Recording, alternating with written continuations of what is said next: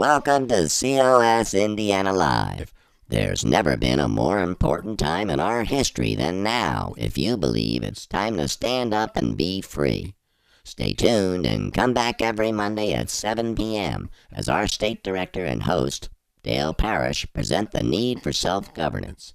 Our COS Indiana vision statement is to build a grassroots community of Hoosier citizens and legislators dedicated to the constitutional concept of self-governance. So, take it away, Dale.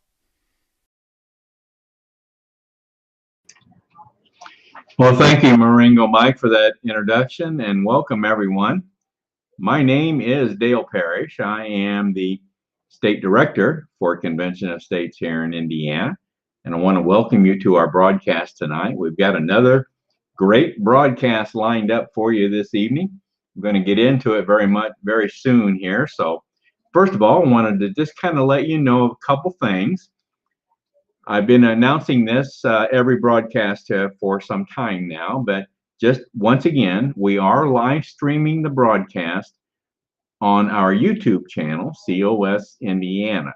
Now, this broadcast comes to you through our state Facebook page, but we now also offer an alternative way to view the broadcast, and that's through our YouTube channel, COS Indiana. So that's available to you now to also view the broadcast. I wanted to just make a quick mention to you that the recording of our broadcast, of course, you can see the recording on our Facebook page, Convention of States Indiana. You can see the recording on our YouTube channel, COS Indiana. And now you're going to be able to see the recording on Parler. So I am now on Parler at D.O. Parrish. So if you want to view the broadcast through Parler, you can find it on there. And I'm going to try and expand that to offer more things on Parler than just a recording of our broadcast, but that's all we're going to put on there for right now. Let me quickly go through the different segments of our broadcast this evening. The first segment will be the discussion topic, and we try various things here. We try sometimes a panel discussion. I always like to bring on individuals from our leadership group here in Indiana to introduce them to you. Sometimes I'll bring in someone from our national group. Tonight, we have one of our regulars. I call her a regular now. Our super volunteer, Debbie Stewart, is going to be coming on to give us another chapter in constitutional literacy. Folks, we're gonna have Debbie next year, and we're gonna try and expand her role in our broadcast. We were talking about that, chatting a bit before the broadcast this evening, throwing around some ideas. So Debbie's just a wealth of information, and we're going to try and utilize that as best we can in 2021. So that'll be our first segment. After the first segment, then I'll get into providing you some information on how we're doing here in Indiana, some resources that we have available to us, and then give you some idea of how the state is performing. Then in the third segment, I'll try my best to recognize viewers that have tuned in this evening and have submitted questions or comments. I see we already have a few. So I'll do my best to recognize those viewers. Please feel free to make a comment or ask a question. Keep it brief, please. Then after that segment, then I'll do the invitation segment. And in this segment, we'll try to wrap things up for the evening and let you know what's going to happen on our next broadcast. And I'm going to tell you right now, we're not going to be broadcasting on November 30th. We're going to take that off for our Thanksgiving, long Thanksgiving weekend. So we will not be broadcasting next Monday evening, November 30th. Our next broadcast will, in fact, be December 7th. And we're going to be bringing Debbie back on December 7th for another chapter in constitutional literacy. So that, and of course, in this invitation segment, this final segment, then I'm going to invite you to join us here in Convention of States here in Indiana. That's why I call it the invitation segment. So those are the 4 segments that we'll be going through this evening. So without further ado, I want to bring on Debbie Stewart, our super volunteer. And there is, she always gets a kick out of me saying, Yes. hi, Debbie. Hi, Dale. Hi, how are you tonight? I am great. How about yourself? Just good, just good. Debbie was telling me about her Thanksgiving plans, and she went to see her mother today, have a little Thanksgiving with her. She lives in Ohio, am I correct? She does, yeah. So I went up Saturday and I came back today. So Today. Well, that's good. That's good that you were able to be with her. yeah. And then you've got your family coming home for Thanksgiving. You got 2 boys in college that are going to be coming home in the next few days. So that's great. That's great. That's great. I hope you have a nice Thanksgiving. I'm sure you will. Thank you. You too. Well, Debbie, what do you got? What we're going to talk about tonight? Well, we're going to talk about the Fourth Amendment. So we're going to dive into that. But, I don't know if everybody knew this, but a week ago, Wednesday, which was November 11th, was the 400th the 400th anniversary of when the Pilgrims came across and landed on Plymouth Rock, and they signed the Mayflower Compact. That day was the exact day 400 years ago. So that was actually 2 weeks ago, right? Yeah, 2 Wednesdays ago. Yeah, I'm glad you mentioned that. I did hear that. That was mentioned, I think, on a news program that I was watching, and it was news to me. I didn't know that, but thank you for mentioning that again. That's great. Great. Yeah, and that was a great beginning, because they covenanted with each other and with God to build a nation based on biblical principles. And so I thought that was really neat, how of all the things they could have done before they stepped on the land, there was 41 men that signed that compact. So it was pretty cool. Great. Okay. All right. So tell me, I think you always like to outline some objectives. Yeah. So tonight, 3 main things that we have. We're going to understand what constitutes a search according to the Fourth Amendment. We want to recognize what makes a search reasonable or unreasonable. And then we want to identify what the 2 exceptions are to the rule that no representative of the government may ever enter a private home without a warrant. There are 2 exceptions to that rule. Okay. And yeah, so those are the 3 things. But before we jump in, I'd love to just talk about a couple terms here, just in case people don't know what we mean.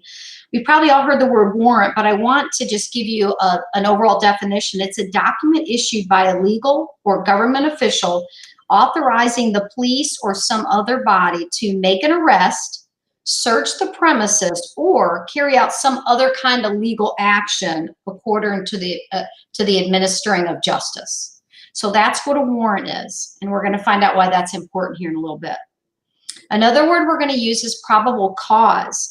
Probable cause is evidence that demonstrates that it is probable that a crime has been committed and a particular person or persons are the ones that did that act. Okay, so that's the second term. And then last is what we call an allegation. And it's important to know what an allegation is. It's a factual claim that's made in a lawsuit, but it's not evidence. It still has to be proven. So that's what an allegation is. So we may use those terms in there, but those are good legal terms for the Fourth Amendment. And I think it's interesting too. We're going to move into how did the Fourth Amendment begin? I mean, what is the history behind that? And I think it's interesting that the 10 most important amendments in the Bill of Rights, this made it to number 4. Because the right to privacy was so precious. It's precious to us. I think many of us take it for granted that people aren't just going to barge in our home and see what we're doing. And I think we've had that right for so long, but it goes back, there was the freedom of religion and the press and all that, then the right to keep and bear arms, and then the quartering of soldiers, and then boom, here comes amendment number 4 about our privacy and how important it is. So if we go back to where this amendment really started in the hearts of our founding fathers, is that the British Crown had a method they used, and they had something called writs of assistance.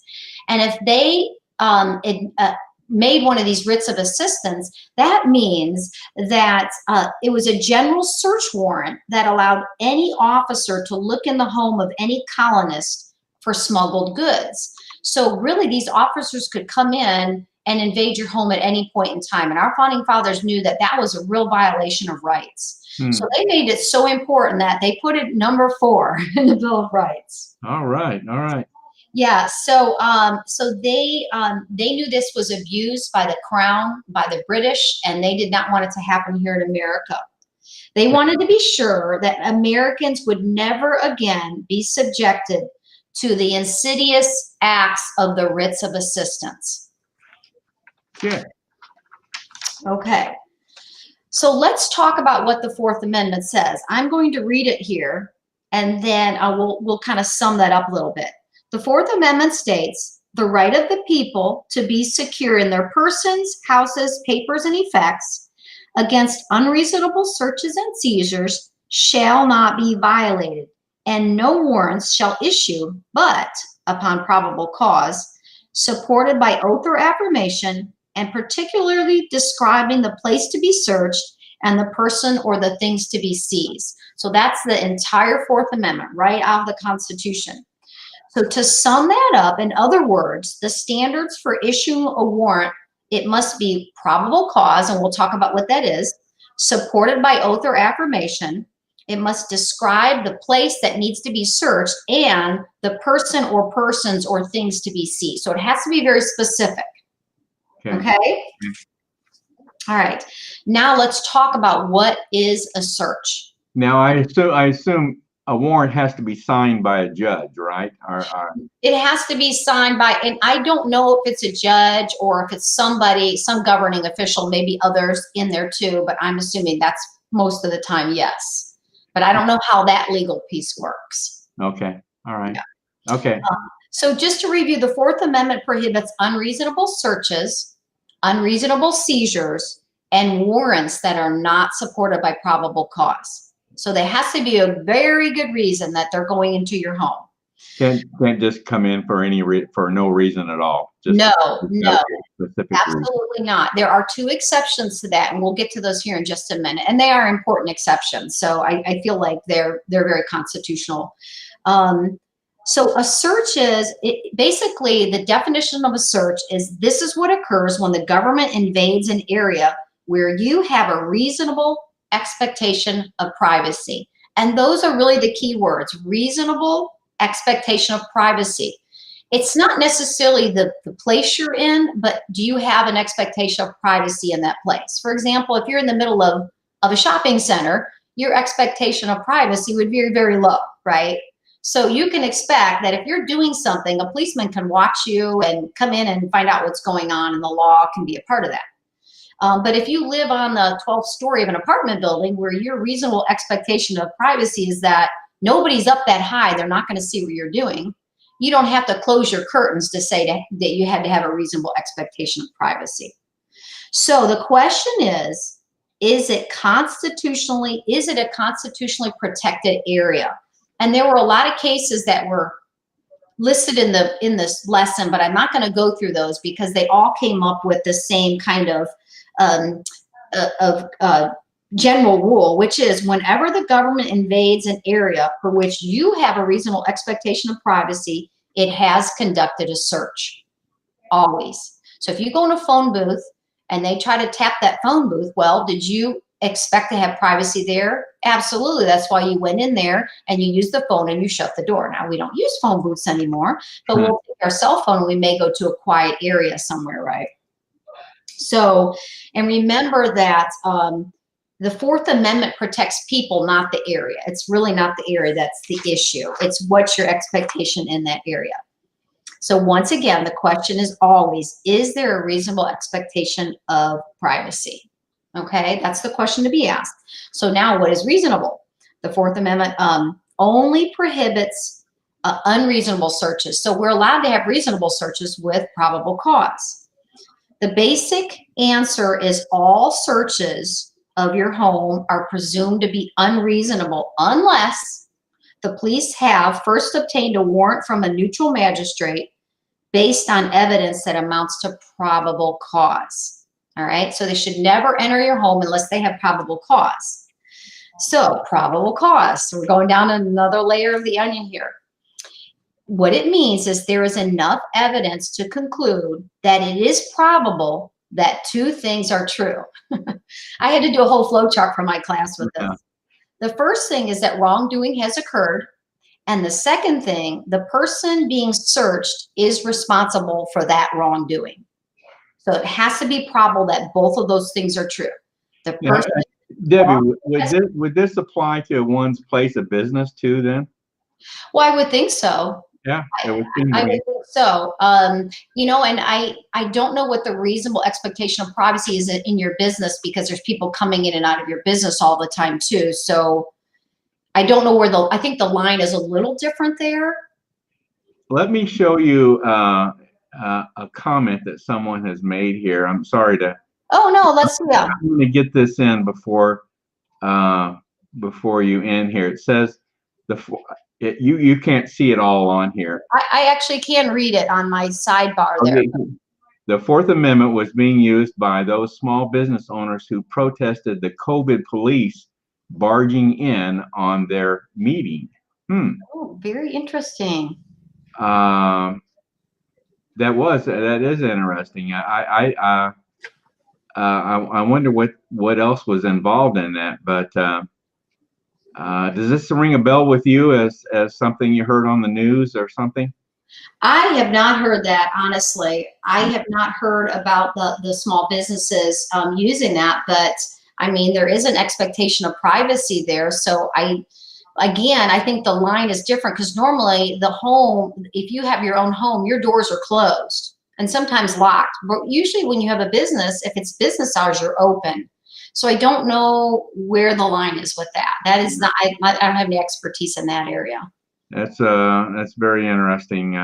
Yeah, thanks for the comment though. Yeah. Okay, well, I took it off. I'm sorry. Continue on. Oh no, that was great. So that was great. Okay, so all right. So are there circumstances where an agent from the government can legally enter your home without a search warrant? And the answer is yes, and there are two of them. First, if you give them consent. So if somebody comes to your door and says, "May I enter your home?" and you let them, then you just gave up that right. They can now come in your home, and that's a scary thing, because then other things can happen then. So I always taught the kids in my class, you know, there was like, and Michael Ferris does in the book, there's a process you go through of things to say to the police or the social worker to let them know legally what you can do and things like that. And I'm not getting into that, but I would encourage people to go find out what those are. Because you can, once you let them in, then all sorts of things can happen in your home, and you don't have necessarily a defense for that. Okay. So you have to be careful with that. The second thing is called exigent circumstances exception, and that's certain types of emergencies. And those emergencies must be from good, firm evidence. So it has to be a good source of evidence, and it has to be real evidence is basically what they're saying. So, and again, I wasn't going to take the time to go down into all the layers of that, but those are the two exceptions where they can come in your house without a warrant. So in conclusion, you know, we are protected against unreasonable searches and seizures, and people cannot enter without a warrant unless we give them permission and there's some kind of exigent emergency.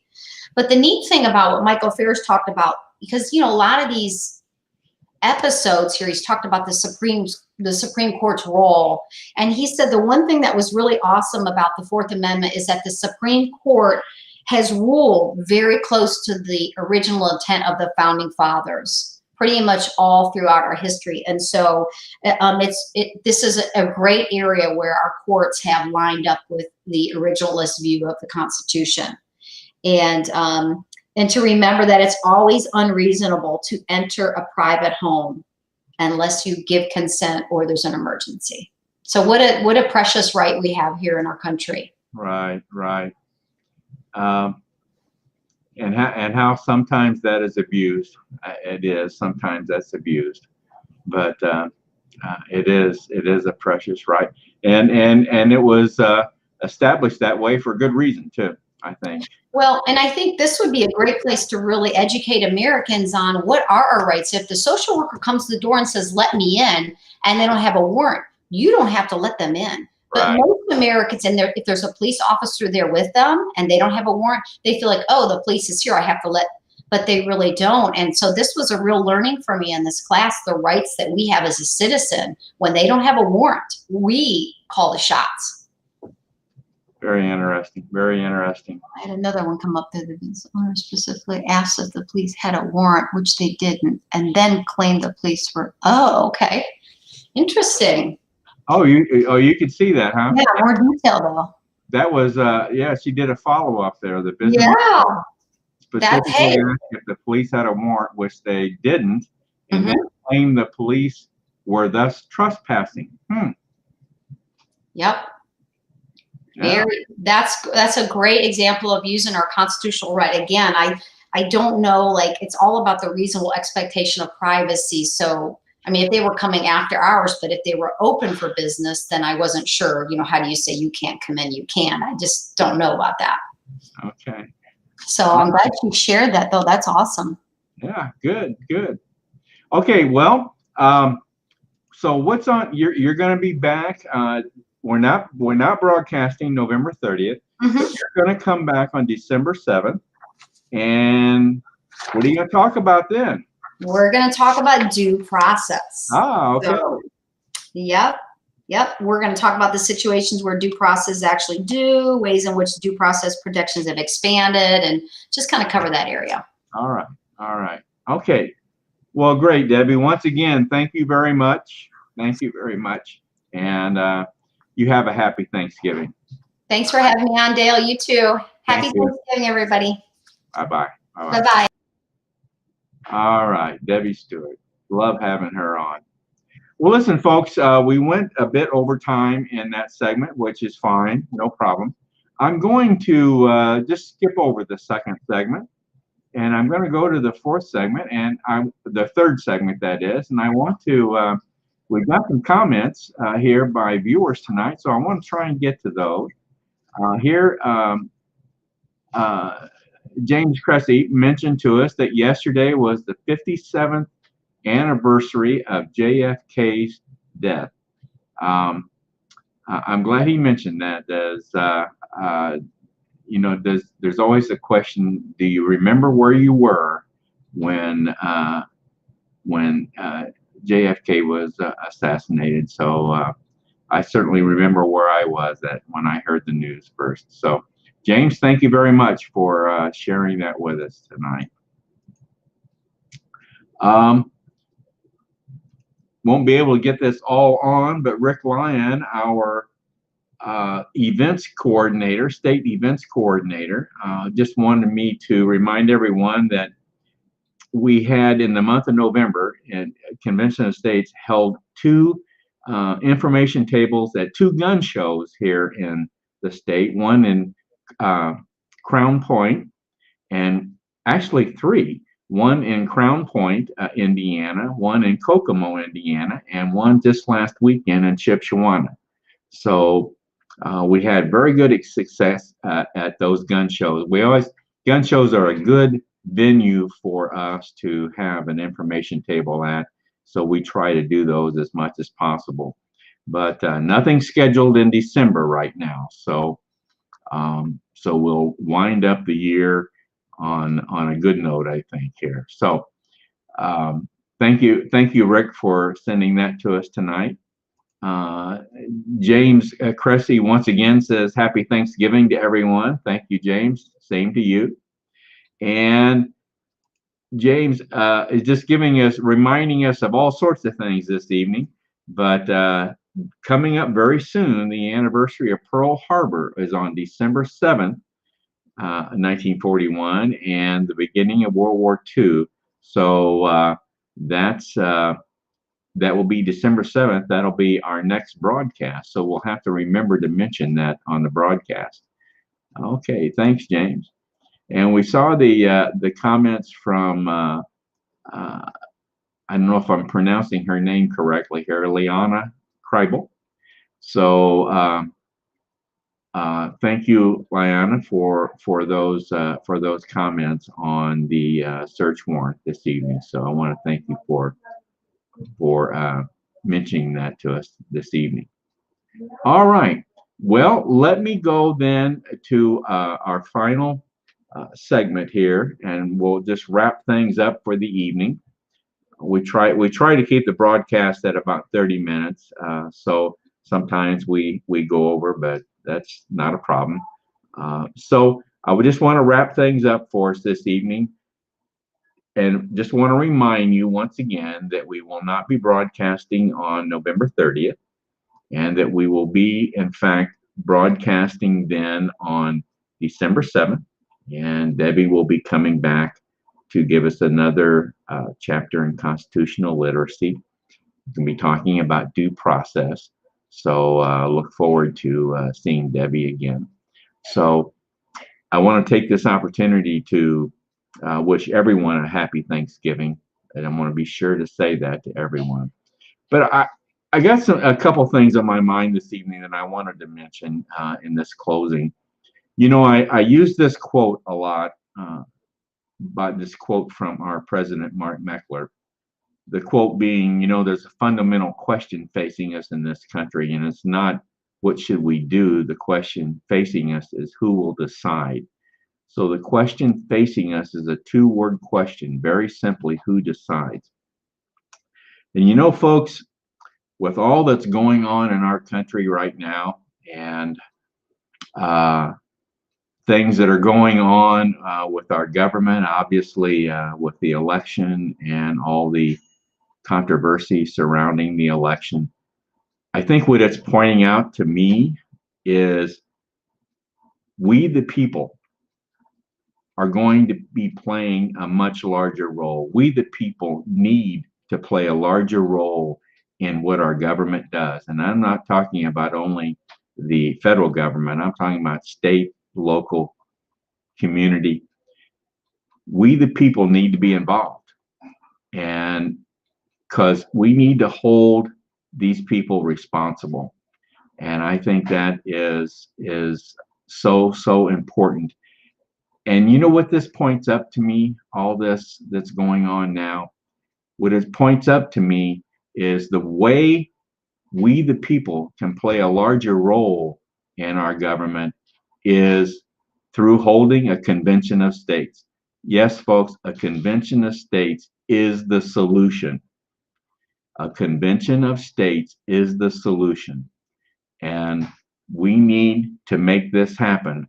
This is how we, the people, can play a much larger role in making decisions in our government. Not only, as I said, not only at the federal level, but state, local, community level. It's we, the people. So we need to be involved, folks. That's what self-governance is all about. That's a constitutional right and a constitutional obligation, a duty that we have, is to be involved and exercise self-governance. So with that, I'm going to sign off for this Thanksgiving. And once again, I want to wish everyone a very, very happy Thanksgiving. I know if your family is like ours, we're not going to be together like we hope to be and have been in the past, but we'll make it. We'll make it through, and we will. Hopefully, this will all be behind us after this year, and we can get back to celebrating holidays like this together as a family. So anyway, once again, everyone, have a great one. Thank you very much, and we'll see you on December 7th